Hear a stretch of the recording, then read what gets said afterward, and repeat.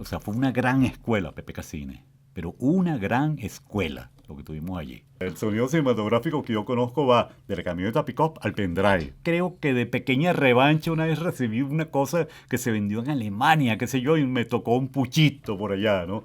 Pero no, uno se asociaba a las películas por amor.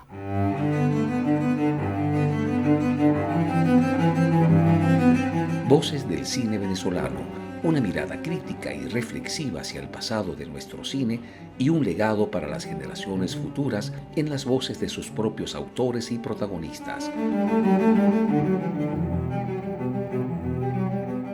Voces del cine venezolano está patrocinada por el Centro Nacional Autónomo de Cinematografía, CENAC, y Producciones Omar Mesones para Zona Cine Caracas. Y para el episodio de hoy contamos con la participación de nuestro invitado especial, Mario Nazoa. Y como siempre, quien les habla, su anfitrión, Omar Mesones.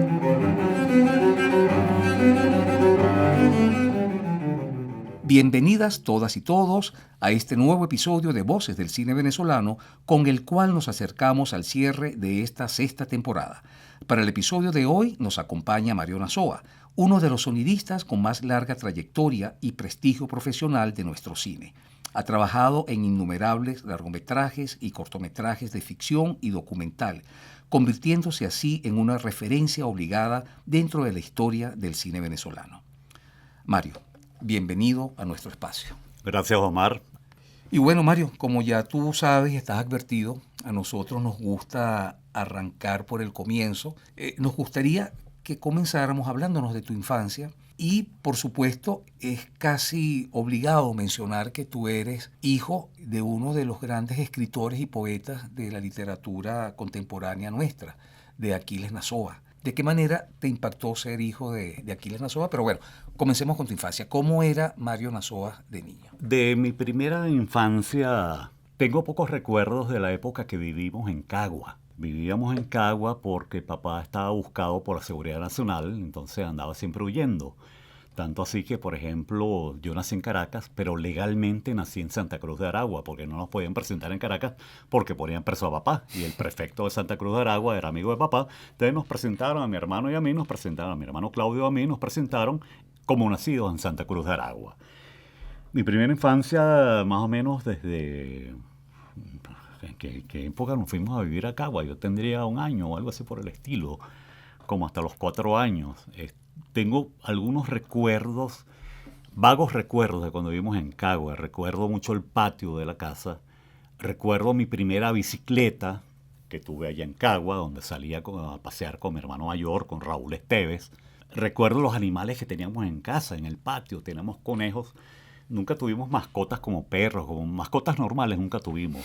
Siempre teníamos que ser morrocoyes, conejos, teníamos una venadita incluso en la casa. Tengo recuerdos de las vecinas, de Domitila, la señora Domitila, gran amiga de la familia, y una famosa mata de granadas que todavía después de grande, después de viejo, comí de esas granadas. Son mis primeros recuerdos de infancia. Luego de Cagua, que por cierto, cuando nos fuimos, a papá lo agarran preso, la Seguridad Nacional, y lo expulsan del país de una forma horrible, además esposado, en fin, como un criminal, un piloto disculpándose con los demás pasajeros por el peligroso criminal que iba a bordo del avión. Imagínense ustedes lo que era esa época. Lo cierto del caso es que la venadita no hallábamos qué hacer con ella y mi mamá decidió donarla al zoológico de Maracay. Y efectivamente la donamos al zoológico de Maracay. Nos llevó un domingo a despedirnos de la venadita, antes de irnos, pues nosotros a papá lo expulsaron, se fue a vivir a Bolivia y después nos fuimos más atrás, nos fuimos nosotros. Bueno, cuando mi mamá nos llevó al zoológico de Maracay a despedirnos, bueno, nos puso unos trajecitos, nuestro trajecito dominguero y bueno, y de paso, bueno, a ver la venadita por última vez, a un paseíto por ahí por el zoológico. Nos acercamos al elefante que en un brusco movimiento que hizo me dio con la trompa y con mi traje dominguero me tiró en el canal por donde le llegaba el agua. Una cosa terrible. Ese es mi trauma. Yo cada vez que paso por el zoológico de Maracay le digo al elefante, ¿te acuerdas de mí, verdad? Tienen memoria. Por eso siempre se lo digo. A lo mejor ya ni siquiera es el mismo elefante, pero igualmente se lo digo. Bueno, de ahí nos fuimos a vivir a Bolivia. Siempre tuve fama de ser muy tremendo. Yo no recuerdo que haya sido tan tremendo. No sé, no recuerdo muy bien lo de mis tremenduras. Nos fuimos a vivir a Bolivia. Más o menos yo tenía desde los 4 años hasta los 7 años. Ahí estuve por primera vez en la escuela, hice el kinder hasta primer grado, primer año lo llamaban allá en Bolivia, que por cierto por ahí tengo mi cuaderno todavía guardado. En Bolivia vi la nieve por primera vez, una nevada que cayó. Vivíamos en la casa, la primera casa en la que vivimos, la casa del general Zacoreta, un general retirado. Nosotros vivíamos alquilados en la planta baja y él vivía en la parte de arriba. Parece ser, hablando de las tremenduras, que mi hermano y yo parece éramos muy tremendos y el general vivía peleando con nosotros porque éramos muy tremendos. Hasta un día que hubo un terremoto en Bolivia y salió gritando al general: ¿y ahora qué hacen los chicos? ¿Y ahora qué están haciendo los chicos? Así seríamos, ¿no? Tremendo. Eso es parte de mi primera infancia en Bolivia, hasta que cayó Pérez Jiménez en el año 58 y volvimos a Venezuela. Vivíamos en San Martín, ya yo estaba un poco más grande y comencé a estudiar en la escuela República del Ecuador. Recuerden, en aquella época no se decía colegio, se decía escuela. Colegio se le decía al sitio donde iban los peores estudiantes, además que eran los privados. Antes, en mi época, en las escuelas, que eran las mejores escuelas del mundo, con unos extraordinarios maestros que tuve yo.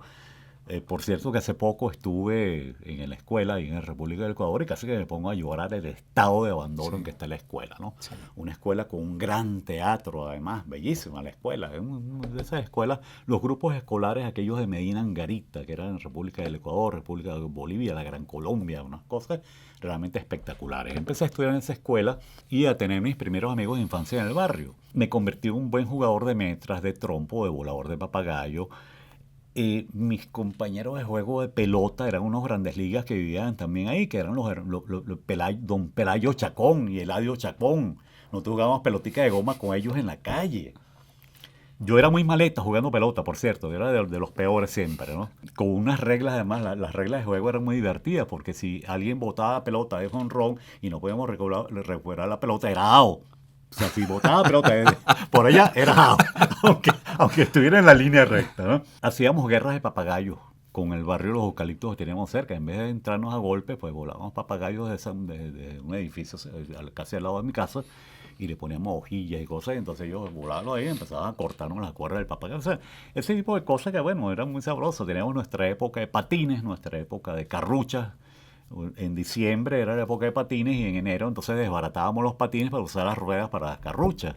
¿En qué parte de la avenida San Martín vivía? No vivía exactamente en la avenida San Martín, vivía en la urbanización San Martín, que eso es como a 3 cuadras de la avenida San Martín, subiendo como que en base al hospital militar, más o menos, ¿no? Es una urbanización pequeña que está allá adentro, están los bloques de San Martín y al lado, un poquito más hacia el sur, está la urbanización San Martín, una cantidad de casitas que estaban allí. Yo viví por allí cerca en la calle Guásimo, de Angelitos a Jesús. Eso es más hacia la Plaza Capuchino. Yo vivía más abajo, más cerca de la República del Ecuador. Okay. Yo vivía en la calle Andalucía. Bueno, ahí teníamos nuestras temporadas de metro. Vivía mucho en la calle, realmente. O sea, podíamos darnos el lujo de vivir en la calle todo el tiempo, echando vaina por todos lados. Como buenos muchachos, pues. Bueno, ya veo que uno de los impactos que tuvo ser hijo de Aquiles era que, bueno, tuviste una infancia muy movida. Sí, bastante movida, pero fíjate tú que había algo interesante en la casa, que en la casa, como dice mi hermano, mi papá era una especie de mecenas pobre. Mi papá le daba alojamiento a todos los pintores que andaban por ahí pelando, a Jacobo Borges, a Régulo, a todos ellos, todos esos pintores prácticamente vivían en mi casa.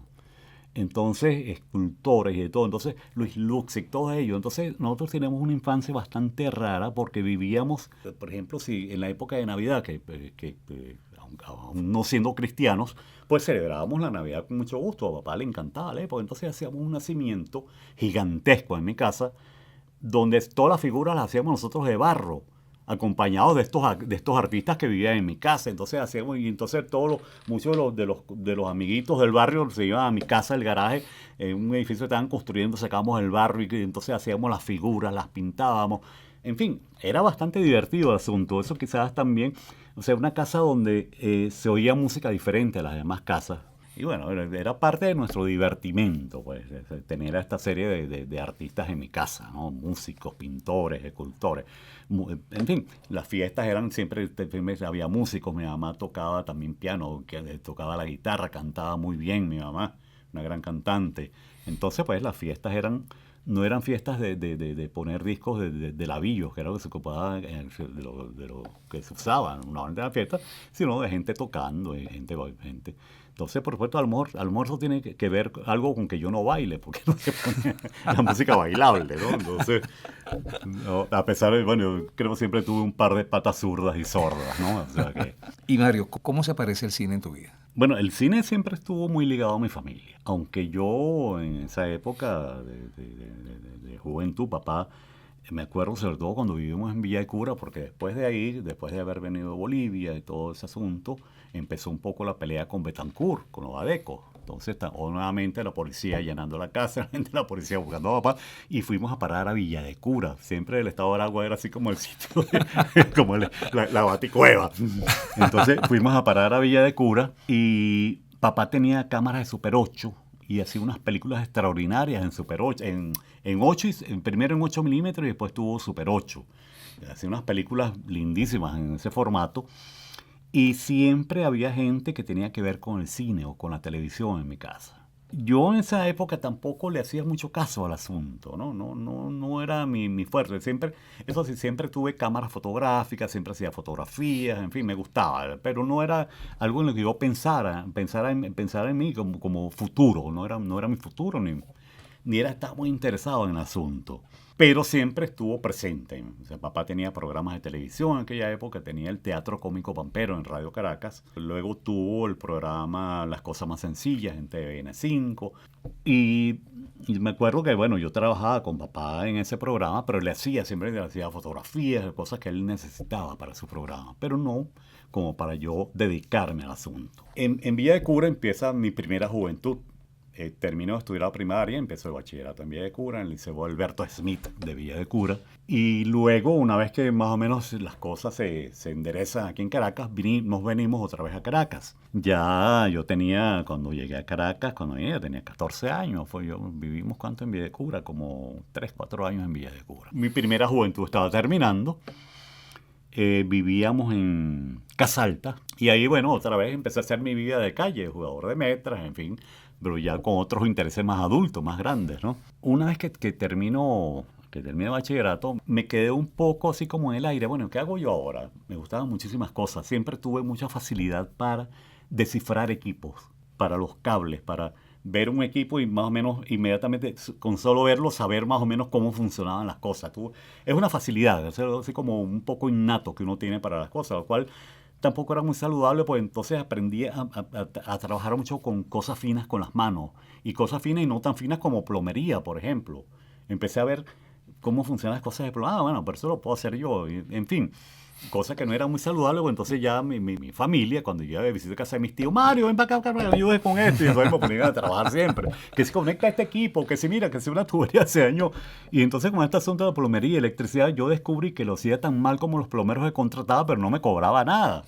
Pero aún sigo haciendo todos esos trabajos en mi casa, sigo haciendo plomería y electricidad, la parte básica, ¿no? ¿Y lo sigues haciendo mal o ya has aprendido? Algo he aprendido, algunas cosas me quedan bien. Me gustaban muchas cosas, a mí me gustaba la pintura, me gustaba la música, me gustaba la arquitectura, me gustaba todo. Hice un curso de electrónica en algún momento, porque me gustaba eso de los cables, pero no terminaba de cuajar con nada. Incluso empecé cosas que las iba dejando regadas por el camino.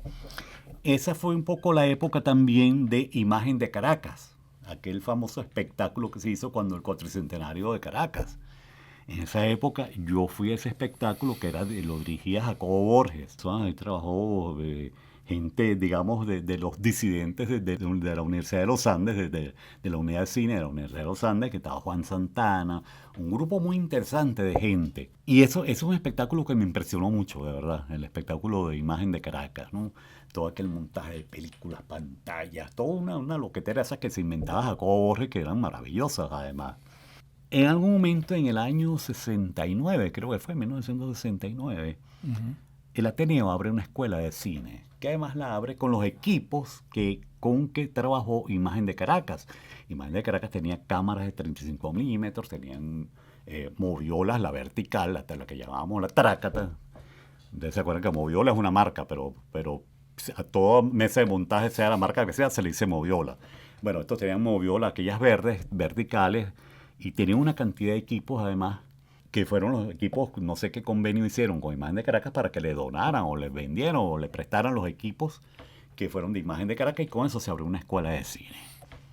El director de la escuela, el primer director, fue Daniel Oropesa, que era un cineasta recién llegado de Italia, de Cinecittà, y era el cineasta de moda en aquel momento. En la escuela, bueno, los maestros que tenía en fotografía, uno de los más importantes y que más me enseñó cosas a mí, y era lo que más me interesaba y más me gustaba, fue nada menos que Abigail Rojas, gran director de fotografía. Teníamos a Mario Galati, que era el jefe de laboratorio de la Televisora Nacional, que en aquella época, por supuesto, teníamos que trabajar con emulsiones fotográficas y todo eso, y aprender de todo eso, y aprender cómo se revelaba una película, cómo era todo ese proceso. Y teníamos este señor Mario Galati, que era un extraordinario técnico de esto, y que sabía de muchas cosas de máquinas también. Tenía esa facilidad que me gustaba mucho, que era meterse con las máquinas. Estuvo Alfredo Lugo, también recién llegado de Alemania. Antonio Gerandi. En historia del cine teníamos a Zapata, no Zapata el dibujante, Zapata era un crítico de cine que nos daba historia del cine. Lo cierto del caso es que yo tenía bastantes conocimientos de fotografía, ya yo había trabajado, ya yo había revelado películas y tal, y había un laboratorio de fotografía que teníamos en la escuela de cine, y a mí me encargaron del laboratorio. ¿A color o blanco y negro? Blanco y negro, un laboratorio en blanco y negro. Okay. Ahí revelábamos todos los trabajos que hacíamos para las clases nuestras.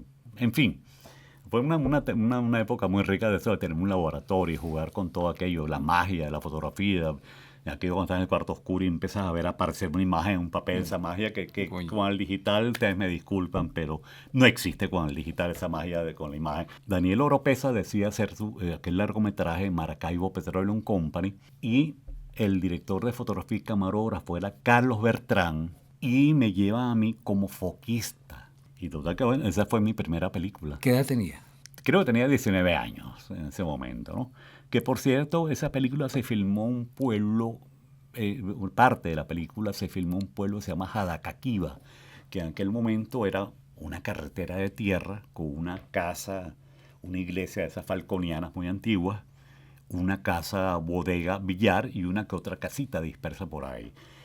Sucedió algo muy divertido, que después Olegario Barrera, cuando hizo aquella película Pequeña Revancha, se filmó también en Jadacaquiba, eso como 30 y tantos años después, que ya Jadacaquiba era un pueblo grande, un pueblo ya con carretera y todo, pero igualmente la emoción sigue siendo muy grande, volver otra vez al sitio donde hiciste tu primera película. ¡Oh! Maravilloso, ¿no? Claro. Bueno, hice esa primera película, volví, bueno, de una determinada película. Entonces, bueno, empecé a hacer algunos trabajitos como asistente de cámara, como foquista, en fin. Cuando empiezo a estudiar montaje en la escuela, empiezo a descubrir que el montaje es algo así como la esencia de una película, es donde realmente le das vida a todo ese material que se ha filmado.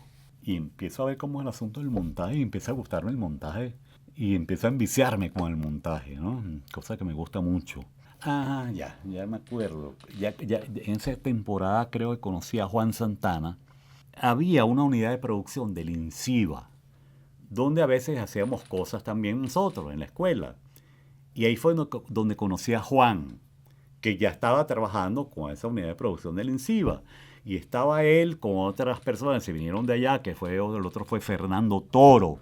Fue en esa época haciendo yo algunas cosas también con la unidad de producción del INCIBA que conozco a Juan.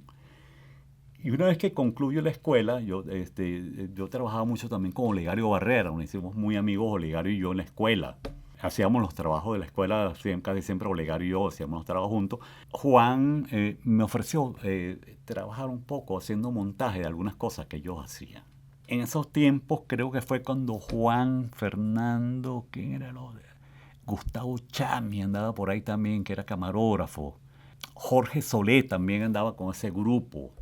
Garbizu llega a ese grupo después cuando llega Alfredo Anzola, porque Juan y este grupo inventan una compañía que fue Pepeca Cine.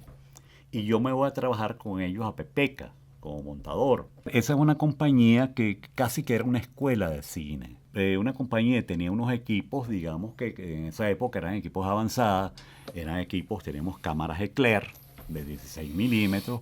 Juan siempre fue un gran soñador, con una visión futurista impresionante, cuando todavía no se conocía el video assist en el cine, ya Juan estaba montando unas cámaras encima de nuestras cámaras de 16 milímetros para él tener una especie de video assist. O sea, yo puedo decir que Juan inventó el video assist antes de que llegara el video assist que conocemos en la actualidad. Ese era Juan, ¿no? Juan, cuando empezó el video, empezó la visión futurista de Juan también con todo lo que se podía hacer en video, porque siempre él estaba como más adelante de todo lo que venía y mucho más adelante de lo que podía el país, lo cual yo creo que le generó grandes frustraciones a Juan.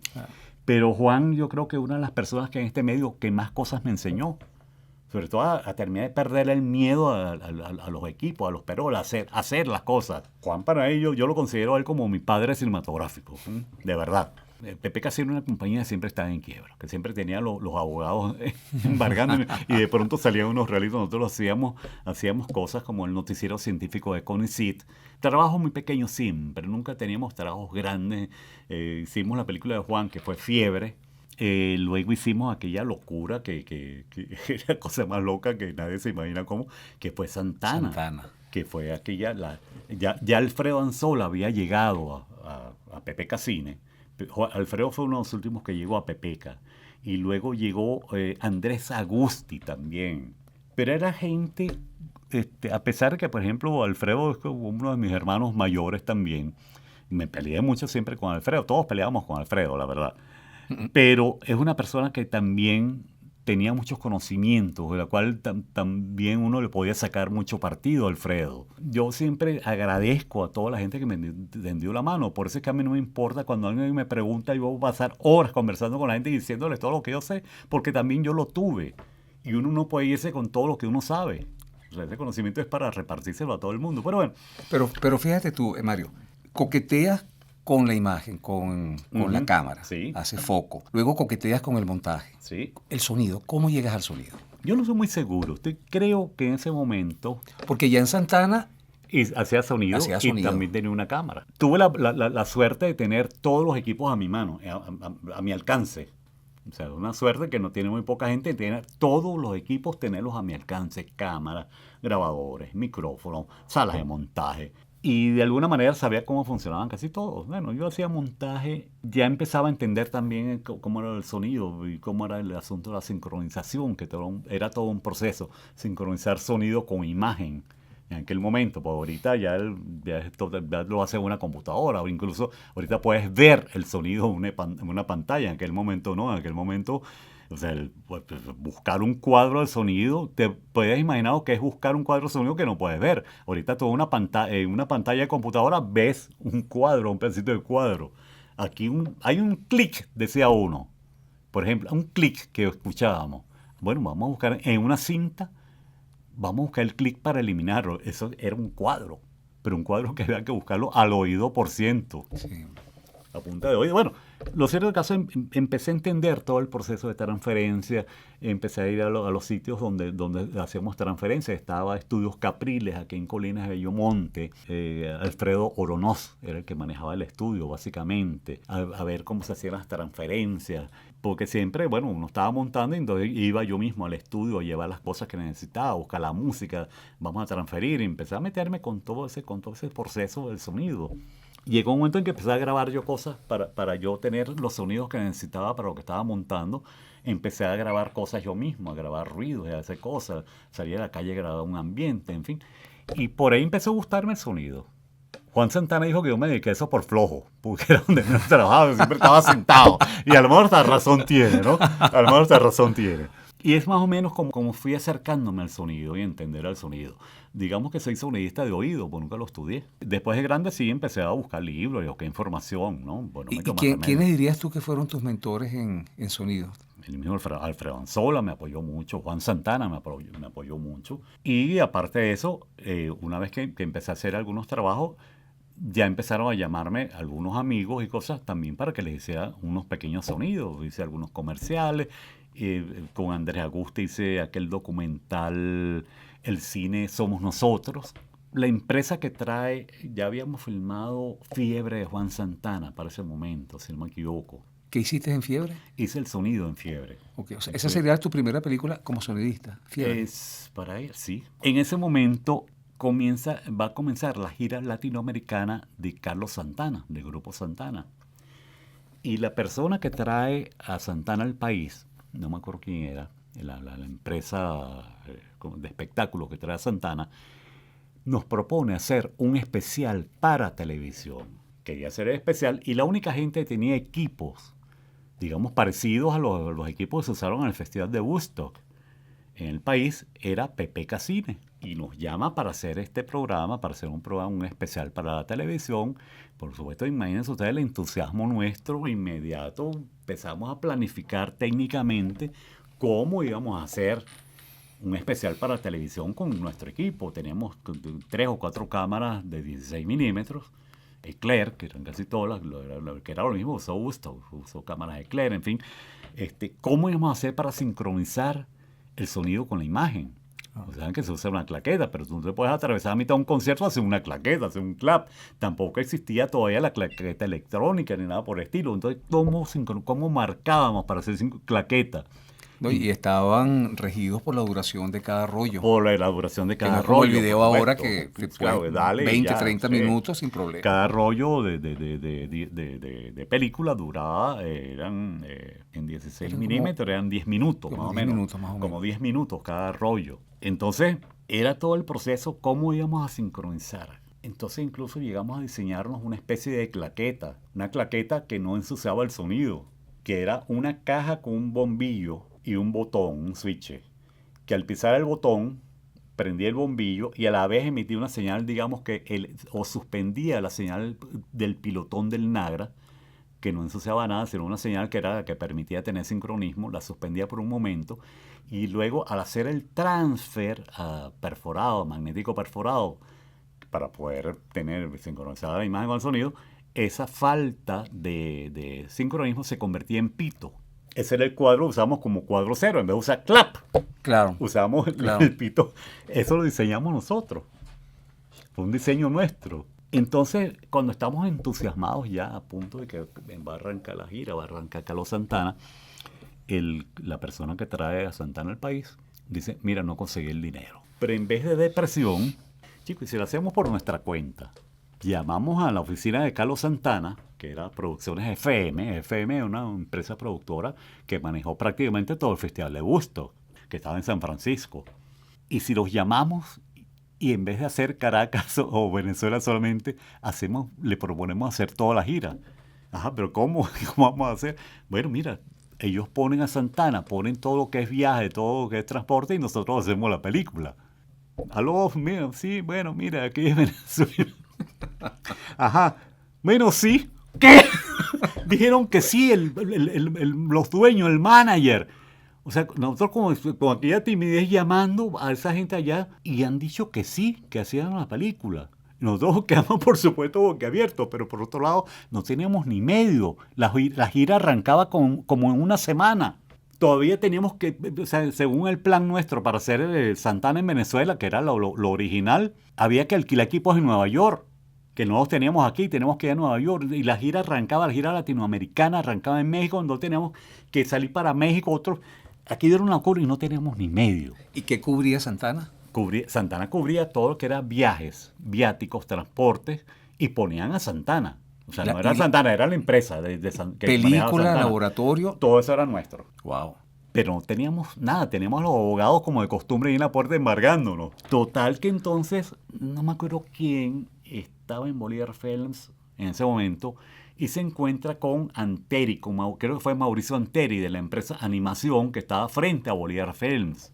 Uh-huh. Y le echa el cuento y Anteri le dice, bueno chicos, yo te puedo dar 200,000 bolívares. 200,000 bolívares era mucho dinero en ese momento. Bueno, con esos 200,000 bolívares, un grupo arrancó para Nueva York a buscar los equipos, otro grupo para México a encontrarnos allá con Santana. Eso fue una locura. O sea, uno lo cuenta en este momento, yo mismo no lo creo. A mí me echan este cuento y yo no lo creo. Aparte, llegar a aquella cosa con aquel poco de gente desconocida, montado uno en el escenario, por entonces yo estaba con el Nagra montado en el escenario y una cámara aquí al lado para filmar público. Claro, estaba el jefe de piso que uno iba a caminar y ¡no! ¡No te muevas ahí! ¡Don't move! ¡Don't move! Y no, oye, Mario se fue el micrófono. Me fui para poder gritar. Me fui para poder gritar. O sea, el jefe, uno se iba a mover en el escenario y el jefe de piso te caía a gritos. ¡No te muevas! ¡No te muevas! Estábamos como cucaracha en baile de gallina metido en aquella cosa. O sea, yo no ponía micrófono, yo simplemente grababa. Te robabas el sonido de ellos. Ellos me daban a mí la línea de sonido. Me daban Ok. una línea de audio que yo conectaba a mi grabador. Simplemente. Y tenía un microfonito puesto por ahí también para grabar de público, en fin. Aunque también lo grababa por separado. Pero bueno, aparte recuerden que en esa época ni siquiera existía el Nagra Estéreo. Bueno, empezó aquella viajadera, viajábamos en el avión de Santana, por supuesto sin medio en el bolsillo, quedándonos en aquellos troncos de hotel y comiendo en aquellos restaurantes sin medio en el bolsillo. No podíamos salir a la esquina a pasar un paseíto en ninguno de los países. O sea, y la gira fueron no sé cuántos países, de México hasta Buenos Aires. Y después Jamaica, descanso en Jamaica. Después nos fuimos a San Francisco y Nueva York a El filmar. material no lo revelaban. La primera vez que salimos, fotómetro, aquí marcaba cero. La luz era muy mala porque la iluminación no era para filmar, ni para video, ni nada. Era para el espectáculo. Claro. O sea, fue una cosa improvisada. Entonces, claro, un fotómetro y el fotómetro, la aguja ni se movía. Entonces hicimos unas pruebas en los primeros conciertos, unas pruebas de filmar y mandar al laboratorio a ver hasta cuánto teníamos que forzar la película. Claro. Que además forzar la película significaba que tenía un grano inmenso la película. Bueno, hasta que el laboratorio respondió y corrimos ese riesgo de filmar la sensibilidad que nos dio el laboratorio. Todo era muy loco. Era así como de osadía. Eso era una osadía total y absoluta. O sea, yo nunca he visto, yo no conozco una gente tan osada ahorita como lo fuimos nosotros en ese momento. Y total que bueno, después bueno, terminamos la película y ya, pues volvimos a Venezuela. Todo se procesó en Nueva York, todo el proceso final, mezcla de sonido, laboratorios, todos esos efectos de imagen, todo se hizo en Nueva York. Que además en el mismo estudio y laboratorio se hizo Woodstock, el festival de Woodstock. O sea que Tenían experiencia. sí, algo sabían ellos. Pero ahí creo que fue donde se fusilaron una copia, que la estrenaron piratamente en algún momento. Coño. Pero nosotros no teníamos ni medio con qué demandar. Y a ellos no les importaba, no les interesaba demandar tampoco. Nosotros siempre, bueno, siempre andábamos pelando, para variar. Esa película existe, está en algún lado. La película existe y ahora está ahora está en YouTube. Pueden buscarla en YouTube ahorita, no sé dónde, y creo que es la copia pirata, por cierto. Pero está en YouTube. Bueno, Nada. estamos en Pepeca. Ok, Pepeca en Cine. algún momento, efectivamente, bueno, quiebra. Bueno, sí, en algún momento tuvimos que cerrar y no, porque coño, teníamos que comer. Pero fíjate tú que Pepeca funcionó un poco como una gran escuela también. O sea, a Pepeca, después que teníamos Pepeca, por ahí pasaron, o sea, Antonio Gerandi, Iván Feo, ¿quién más iba por Pepeca?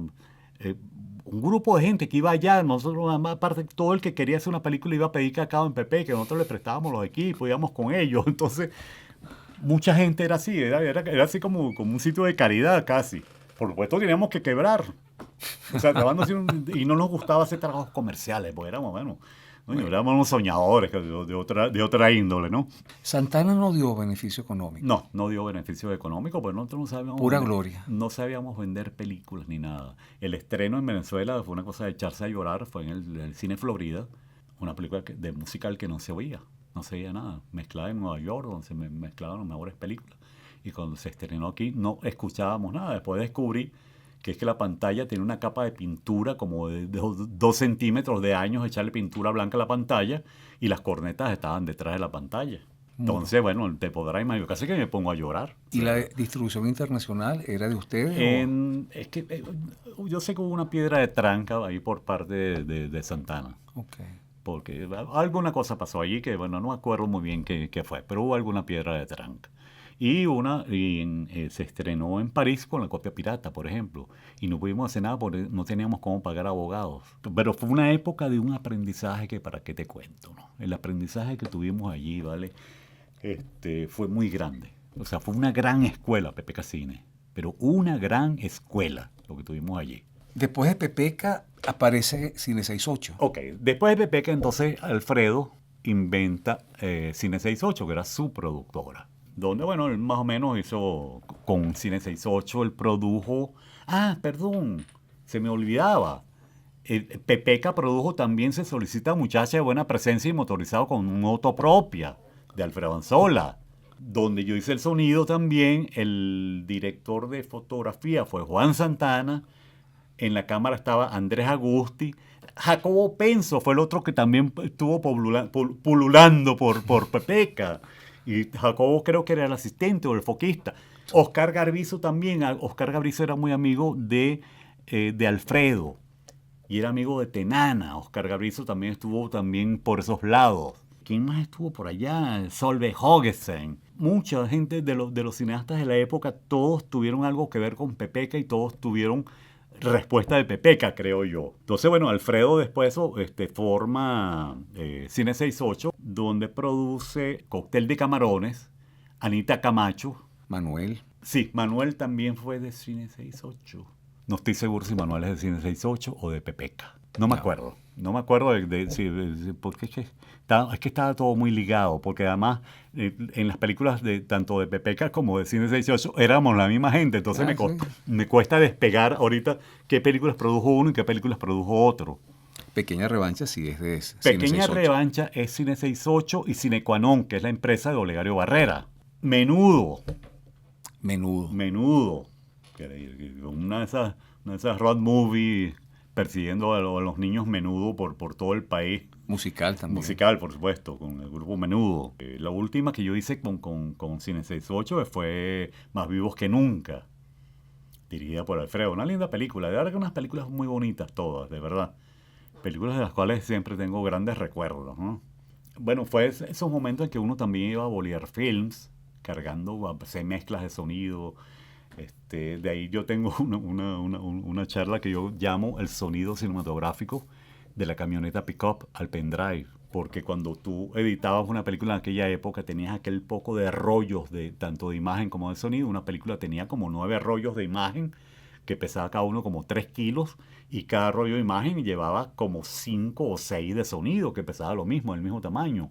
Entonces cuando tú tenías que hacer la mezcla de sonido para ir al estudio a mezclar, bien sea Bolívar o la otra que estaba por ahí cerca, no me acuerdo cómo se llama ahorita, necesitabas una camioneta pick-up para poder llevar todo.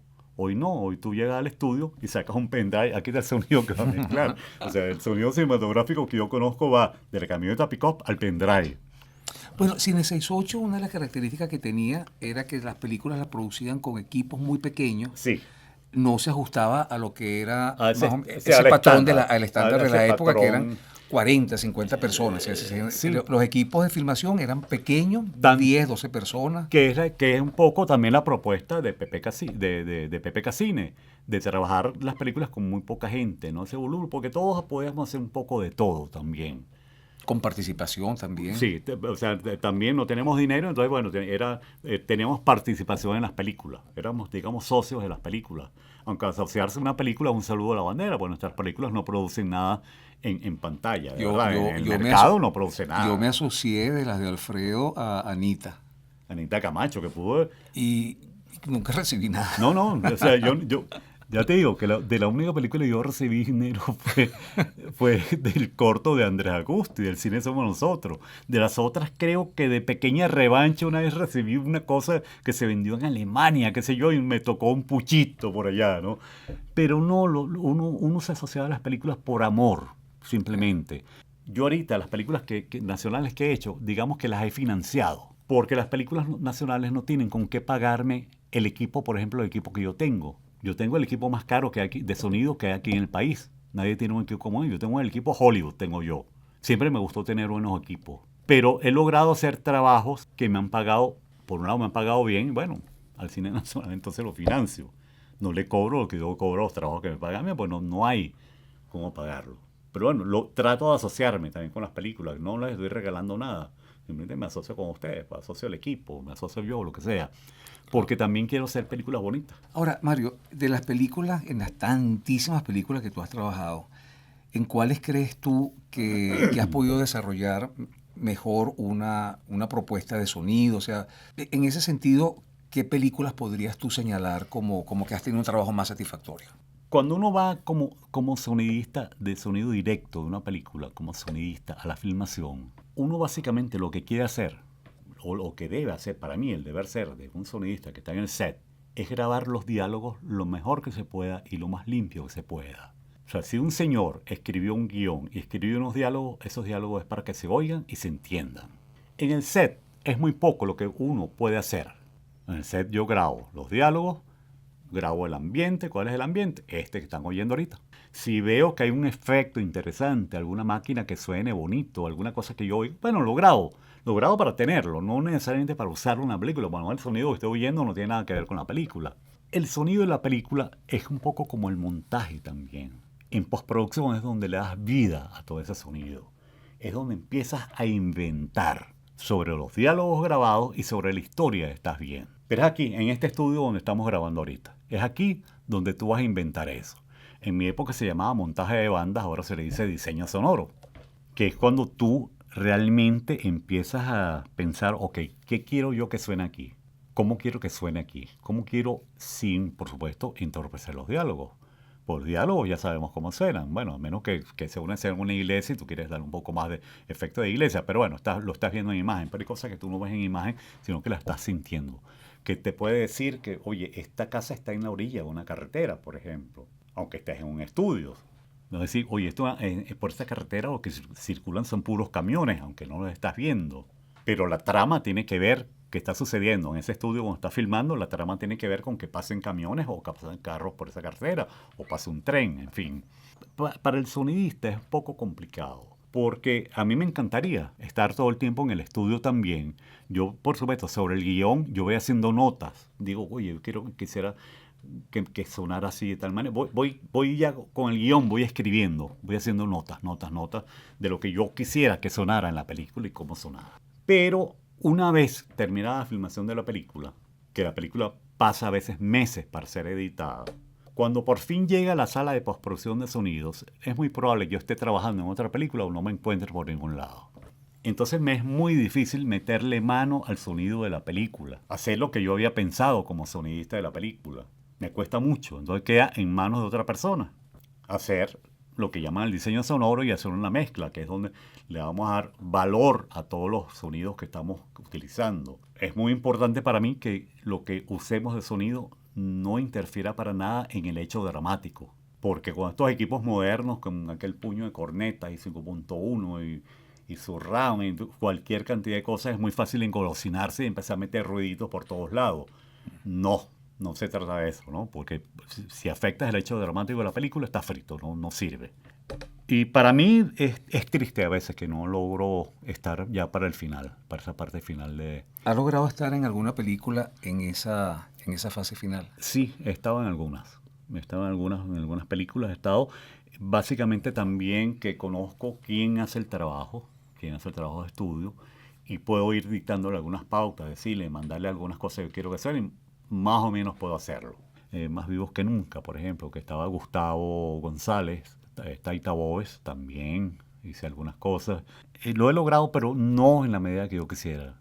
Yo quisiera estar sentado no operando, pues yo tampoco en los estudios ahorita, yo no puedo estar operando y pensando al mismo tiempo haciendo las cosas. Tengo, digamos, sentado con alguien que maneje. Bueno, pero también has tenido oportunidad, Mario, de hacerlo todo.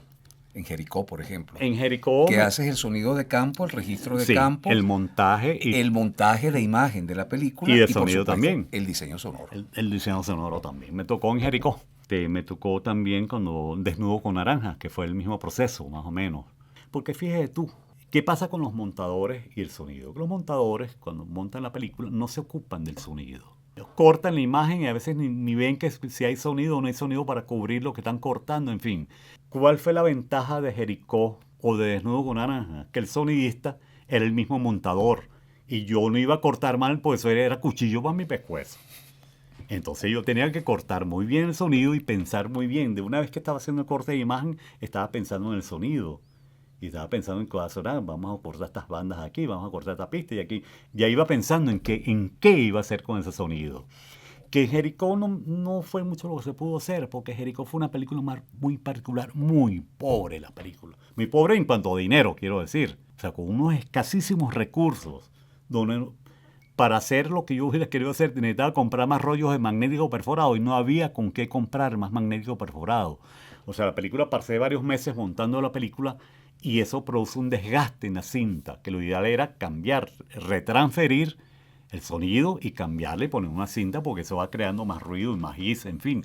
No lo pudimos hacer, bueno, había dinero, de casualidad hubo dinero para comprar los pocos rollos con que se hizo el transfer a magnético perforado. El director Luis Alberto Lamata tuvo la osadía, no saben, de nombrarme sonidista, que apenas me conocía Luis Alberto. Me conocía porque estuvo como asistente de dirección de Olegario Barrera en Operación Billete. Operación Que Billete. prácticamente fue ahí donde nos conocimos. Después yo le di una pequeña ayuda para un corto que estaba haciendo Luis Alberto Lamata, estaba haciendo un corto y me pidió una pequeña ayuda. Y después me llamó para que le hiciera el sonido de Jericó.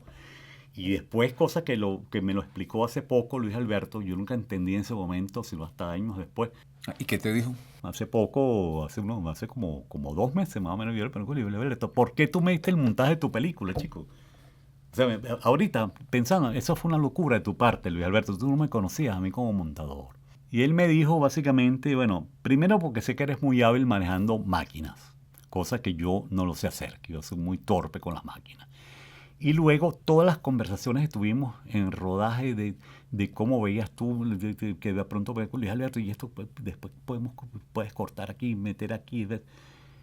Y con esas conversaciones que tuvimos, él se convenció de que yo podía montar su película. Me pareció una locura ese de partir de Luis Alberto, ¿no? Fue una decisión muy intuitiva. Sí, fue una decisión intuitiva. Realmente. Y bueno, Luis Alberto, bueno, para las personas que no lo sepan, yo fui el productor de Jericó, ahí estuvimos trabajando, éramos todos muy jóvenes. Sí. O sea, Luis Alberto creo que recién pisaba los 25 años. Yo todavía no llegaba a 30, era la primer largometraje que yo producía, una película demandante y exigente en muchos sentidos, pues, por el tema que tenía, una película que cuando yo recibo el guión de Jericó, bueno, las expectativas que tenía Luis Alberto era de irse a la selva, pues. Sí, bueno, era totalmente inviable. Uno de los guiones más, o sea, unos mejores guiones que he leído yo en mi vida. Yo no podía dejar de leerlo, lo leí como 4 veces seguidas. Aquel guión a mí de verdad me dejó, pero... Y después, claro, de ahí a enfrentarnos, yo creo que por eso dejó de gustarme un momento la película, del guión a enfrentarnos a lo que fue la filmación y la producción de la película, ¿no? La producción, digo...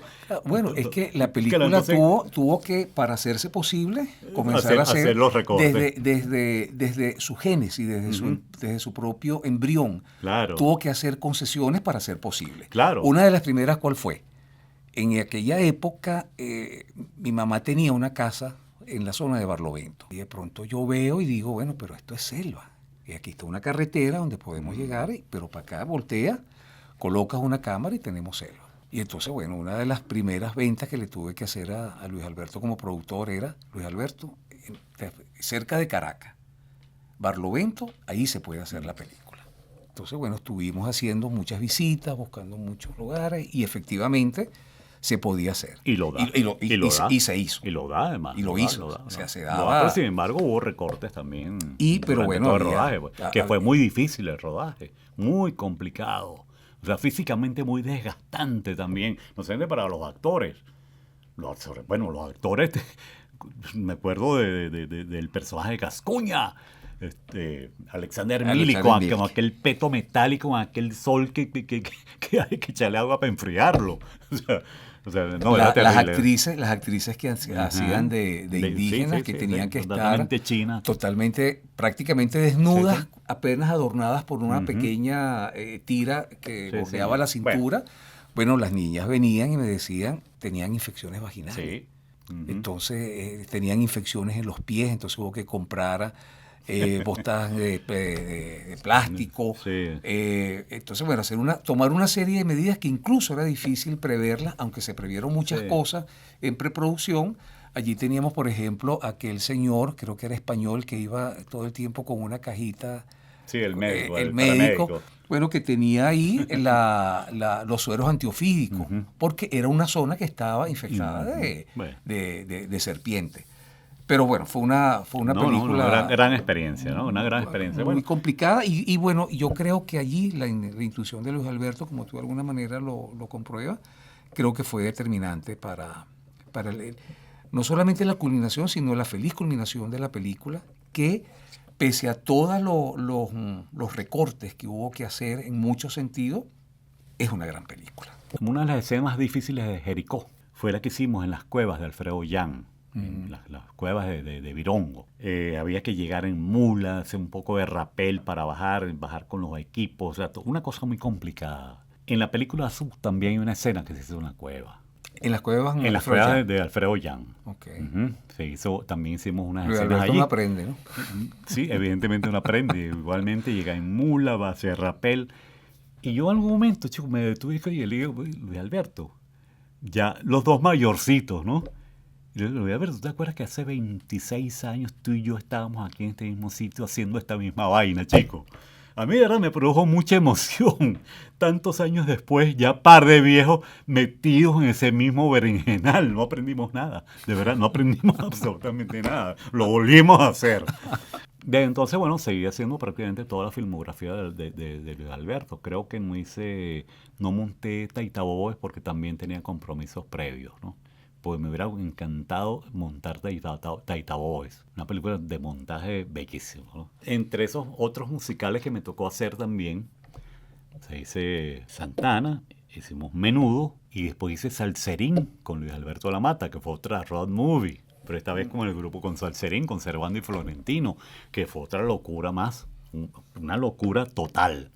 Que ahí volví a usar las famosas claquetas electrónicas, pero esta vez ya con un grabador multicanal donde podía meter un tono, no me importaba, no censuraba el sonido, la transmisión se hacía con inalámbrico, en fin, todo una cosa, una parafernalia, ¿no?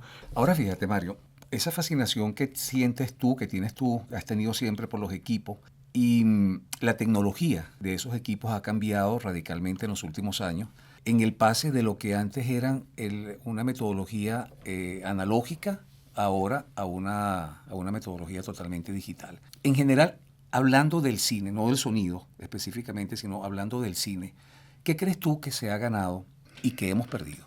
Cuando no existía el video assist, todo el poder lo tenía el camarógrafo.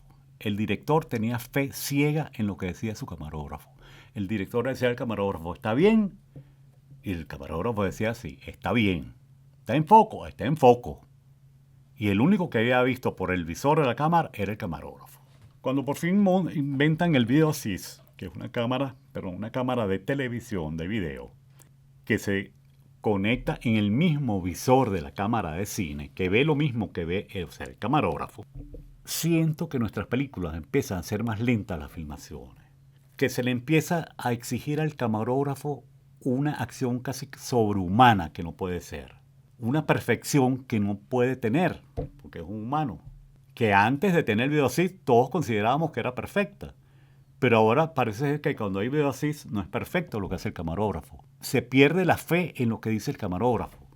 En la época en que nuestras películas eran analógicas, había un respeto por el set impresionante. Era un respeto éramos casi como militares en el set. O sea, una vez que el director decía silencio, todo el mundo se callaba. Me tocó trabajar alguna vez con Mauricio Wallenstein. Ese sí, él decía silencio y alguien lo botaba del set inmediatamente. Yo sé que algunos eran más permisivos, pero Mauricio no. Una cosa que me parece uno de los horrores más grandes que he vivido yo con el cine digital, que el director pide cámara, están dando la cámara y sale alguien. ¡Ay, un momentico! Alguien que hay que arreglar algo en el set con la cámara andando. Por Dios, ¿qué es eso? O sea, no, eso para mí es inaudito. O sea, es inaudito para mí. La gente cree que gasta menos dinero porque es digital, porque no está gastando películas. Ustedes se acuerdan que cuando filmamos en 35 milímetros, pisar el botón de la cámara era como una bomba de gasolina que empezaba a marcar bolívares. ¡Plin, plin, plin, plin, plin, plin, plin! A marcar bolívares. Entonces éramos mucho más cuidadosos con lo que hacíamos. Ensayábamos sin la cámara. Ahora se ensaya en las tomas. Entonces pretenden que en sonido, por ejemplo, o sea, yo necesito los ensayos para saber cómo se mueven los actores, para saber qué es lo que va a pasar realmente en la toma. Pero entonces hace un ensayo grabado. ¡Ay, está buena! Vamos a dejarla. ¿Cómo que vamos a dejarla? Pero si es para mí es un ensayo. Para sonido no sirve. Y te lo reclaman todavía. ¿Pero cómo que no sirve? Pero no es un ensayo lo que estamos haciendo, señores. Entonces es complicado el asunto, ¿no? Con algunos directores, de verdad. Entonces, eso de hacer 30 tomas. En 35 tú no puedes hacer 30 tomas, hacías 3, 4 tomas y de casualidad. Pero entonces ahora creen que que puedes hacer 30 tomas porque no estás gastando película, pero estás gastando tiempo, haces tiempo de edición, estás gastando discos. Es tiempo de rodaje, Mario. Tiempo de rodaje, Tiempo de rodaje. También tiempo de rodaje. Estás agotando a los actores. Pues muchas veces los actores ni siquiera muchas veces saben por qué están repitiendo, creen que es por ello. Entonces, mira, yo creo que yo no sé por qué no ver el cine digital, no comportarnos como cuando éramos analógicos. No entiendo cuál es la diferencia de comportamiento. Al fin y al cabo lo que queremos es hacer lo mismo, hacer una película. Y que seamos felices como cuando hacíamos películas. O sea, yo he llegado a añorar el ruido de la cámara, el ruido que producía la cámara de 35 milímetros. Hasta eso estoy extrañando. O sea, el irrespeto al set es demasiado grande, de verdad. Estaba pensando, Mario, si es que será que estamos viejos, pero no es eso. No es eso.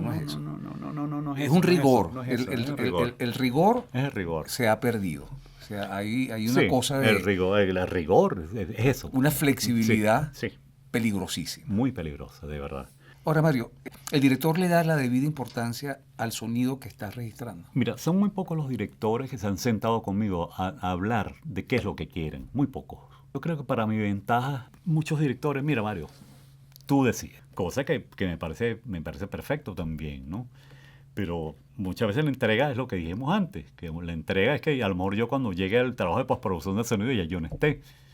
Pero afortunadamente somos pocos y son pocos los que hacen postproducción aquí y puedo comunicarme con ellos por teléfono y hablar con ellos, va a pasar por el estudio eventualmente y ver un poco lo que se está haciendo, ¿no? Básicamente lo que quieren en un principio es que los diálogos se oigan bien y claro. Es lo que quieren casi todos los directores en un principio. No la segunda parte, digamos, la parte creativa de que queremos que suene. Pero es que son realmente como dos momentos, ¿no? Son dos momentos. Hay un momento en donde priva eso, pues lo que priva es la nitidez, la claridad de lo que estás grabando, y hay otro momento donde tú...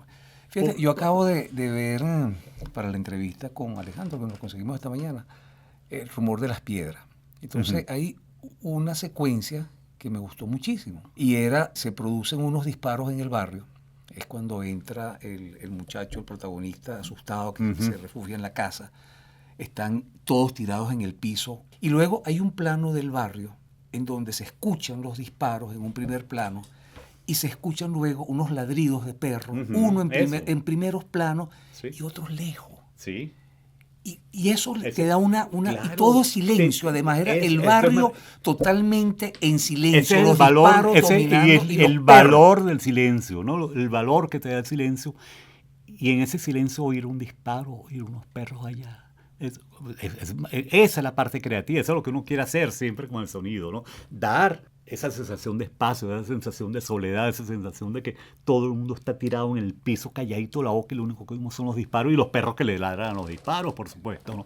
Esa es la parte creativa del sonido. ¿Qué valor le das tú a cada uno de esos ladridos? ¿Qué valor le das a cada uno de esos disparos? Eso es lo que uno quiere, con lo que uno quiere jugar todo el tiempo. Mario, ahora lo analógico y lo digital ya directamente en el campo del sonido, ¿de qué manera te ha afectado? Básicamente no me ha afectado en nada, porque el sonido continúa siendo, los micrófonos siguen siendo los mismos. La digitalización para mí me ha ahorrado mucho trabajo. Me ahorra mucho trabajo trabajar en formatos digitales, primero porque, por ejemplo, he logrado eliminar los cables. Claro, eliminar cables cuesta una fortuna también. Trabajo con sistemas inalámbricos digitales, cosa que me permite moverme en el set con una velocidad del rayo, ¿no? Me permite tener para cada actor, si me da la gana de tener un micrófono por actor, poner un micrófono a cada actor, se lo pongo y tengo suficientes canales de sonido para cada uno de esos actores, para después llegar cómodamente aquí al estudio y darles su valor, su ganancia, todo lo necesario pues, para tener una buena banda sonora de los diálogos. Esas son las grandes ventajas que tengo con el digital. No tengo que estar escribiendo en papel, no tengo un blog para las notas que tengo que tomar, sino que en la misma metadata del disco duro voy escribiendo. Y llega aquí a postproducción o a edición de sonido y ahí está la información de lo que hay en cada canal, hay reportes digital, todo. O sea, eso me ahorra mucho tiempo realmente. ¿Tú crees, Mario, que el sonido es como la Cenicienta dentro del cine venezolano? En algún momento lo fue. En algún momento, digamos, que fue la Cenicienta. Aunque todavía mucha gente sigue sin entender bien de qué se trata el asunto. Pero ya, por lo menos, te escuchan más. Los productores, los directores ya oyen más las necesidades que uno tiene para el sonido. Aún sigue siendo difícil, por ejemplo, alquilan la mejor cámara del mundo, y tú dices que, bueno, yo tengo el mejor micrófono, no tengo plata con qué pagarlo. Por ese lado seguimos siendo Cenicienta, porque creen que el sonido es más barato que cualquier cosa. Pero no, un micrófono cuesta lo mismo que cuesta un lente. Yo creo que tiene que ver con el desconocimiento, eso de que sea la Cenicienta, que tienen como cierto pánico por eso, ¿no? Mario, hubo una época en la que el público se quejaba de que el sonido en el cine venezolano era muy malo. ¿Eso era cierto o era una leyenda urbana en contra de nuestro cine? No era ninguna leyenda urbana, lo escuchaban muy mal. Claro que lo oían mal. No te dije pues lo que pasó con Santana, que cuando se estrenó una película terminada donde mismo se hizo Gusto, con las mismas características, musical. Y cuando la vimos aquí en el Cine Florida, que ya no existe, no se escuchaba nada. Descubrimos que la pantalla la habían pintado 20.000 veces la pantalla con pintura y detrás estaban las cornetas, o sea, las cornetas estaban completamente tapadas. Y eso nos pasaba con muchas salas de cine, el público tenía razón, no escuchaba nuestras películas. Pero no porque el sonido fuera malo. Pues fíjate tú que cuando empiezan las quejas del público, así que el sonido era malo, algunos directores, productores, contratan sonidistas afuera. Sonidistas de la talla de Bonfanti, que era el non plus ultra del sonido directo en el mundo, era Bonfanti. Lo traen para acá, Luis Armando Roche, hace la película del cine, creo que fue El cine soy yo. El cine soy yo. El cine soy yo. Y la película se oyó tan mal como las nuestras, en la sala de cine. Entonces no éramos nosotros. No eran las películas, eran las salas de cine que estaban podridas. No quiero decir con esto que nosotros éramos la verga de Triana. No éramos una maravilla, pero tampoco tan malos como nos oíamos. Poco nos pasaba eso, ¿no? La gran frustración que tú te partías el alma haciendo una película y después ibas al cine y lo que te provocaba era echarte a llorar, chico. De verdad. Bueno, llegamos al momento, Mario, de las preguntas personales. Yo pensé que era que nos íbamos a despedir. Después de esta. Ajá, a ver. Yo las películas personales a veces las contesto y a veces no. Bueno, aquí tienes esa opción también. Aquí somos libres. Ok. Si tuvieras que escoger un libro, ¿qué libro sería? En este momento, La sombra del viento, de Ruiz Zafón. Una película. Reflexiones de una licuadora. Una película brasilera. Un director de cine. ¿De los nuestros o de los de por ahí? De los que te provoque. ¿Y puedo nombrar más de uno? Pues, al mismo precio.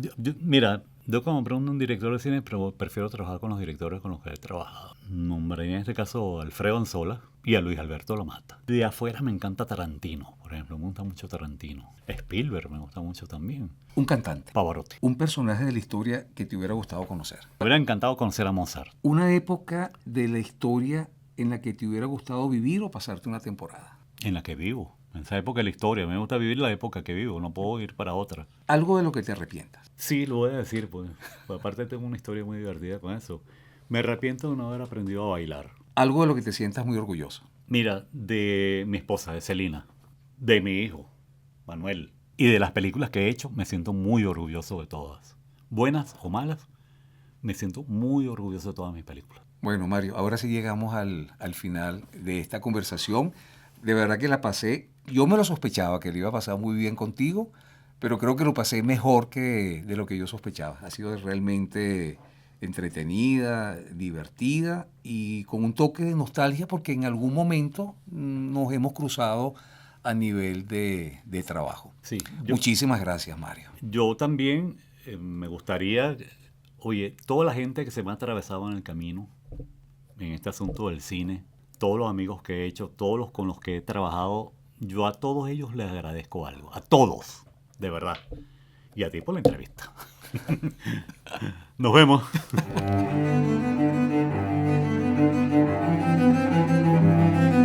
Voces del cine venezolano, una mirada crítica y reflexiva hacia el pasado de nuestro cine y un legado para las generaciones futuras en las voces de sus propios autores y protagonistas.